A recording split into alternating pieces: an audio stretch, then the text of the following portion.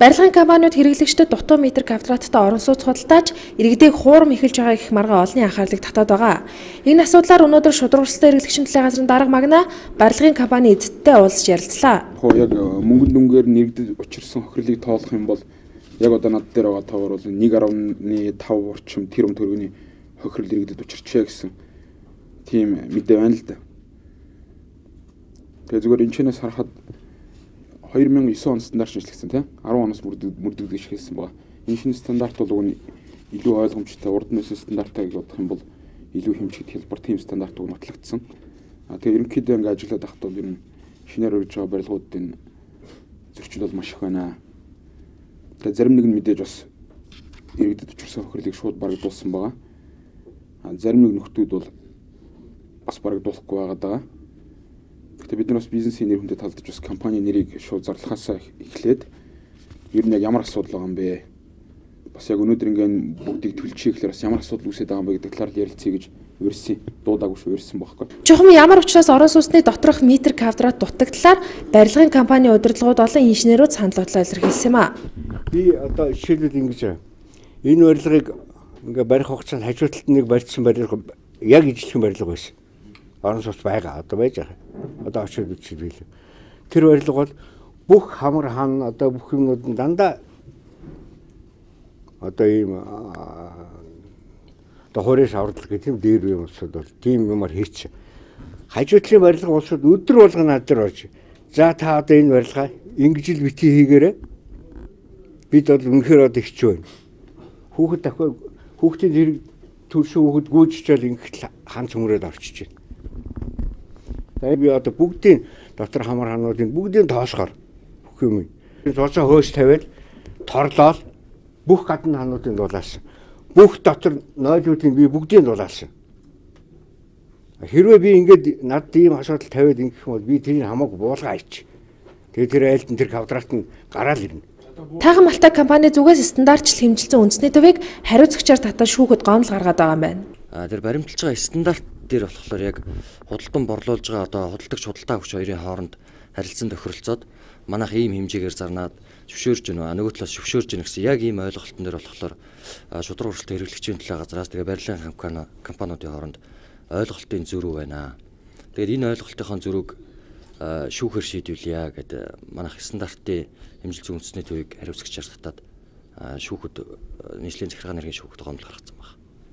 Заавал дагаж мөрднө гэсэн анханасаа ерөөсөө хууль бус илт хууль бус байсан юм байна гэдэг утгаараа шүүх хүлээж авсан байх тий. Яагаад хууль бус гэж яах вэ гэхээр стандартчил тохирлын үнэлгээний тухай хуулиараа болохоор аливаа стандарт нь худалдаа үйлчлэгээ борлуулалтанд үнэлэхүүгээр саад учруулахыг хориглоно гэсэн залттай байхгүй. Тэгээд энэ хуулиа зөрчсөн байна. Тэгээд нэгдүгээрт энэ хоёрдугаарт юу гэхээр энэ стандарт нь өөрөө барилгын компаниудад маш их хохиролтой. Нэг айлын өрөө байлаа гэхэд дундуур нэг хүсэлтийн дагуу нэг хан татаад өгчөөр тэр нь метр квадратаас нь хасагтаад бодогдчихдаг. Тэгээд тэр нь барилгын компаниудад хохирол болоо явцдаг. Стандарт нь бас тийм боловсронгуй биш. Тэгээд энийг одоо нэмэрж өөрчлүүлэх шаардлагатай юм байна. Шудраг өрсөлдөөн хэрэглэгчийн төлөө газар барилгын компаниуд одоо ингэж ойлголтын зөрүүгээ арилгахын зүйтэй байна гэж үзээд шүүхтгцсэн байна. Шудраг өрсөлдөөн хэрэглэгчийн төлөө газраас шүүхээр асуудал шийдвэрлэхдээ барилгын компаниудын барилга барих зөвшөөрлийг төр түтгэлзүүлэх хүсэлтийг барилга бот байгуулалтын яамд гаргана гэдгээ мэдгдсэн юм а. Харин Таахан Малтай компани хуулийн зөвлөх барилга барих зөвшөөрлийг түтгэлзүүлэх хүсэлт гаргах нь хууль бус үйлдэл гэдгийг тайлбарласан юм а. Шүүх бол ерөнхийдөө нэг жил орчим явна тийм ээ мэдчихэ. Тэгвэл бас эдний тусгай зөвшөөрлийг нэг жил орчим түтгэлзүүлэх хэрэгтэй юм байна да. Барилгын яамтай ярьж байгаа. Тусгай зөвшөөрлийг түтгэлзүүлэх асуудал бол энэ дээр бас нийцэхгүй гэж бодож байна. Яагаад гэвэл барилга угсралтын ажил буюу борлуулж байгаа метр квадратын асуудал гэдэг чинь хоёр өөр асуудал байхгүй.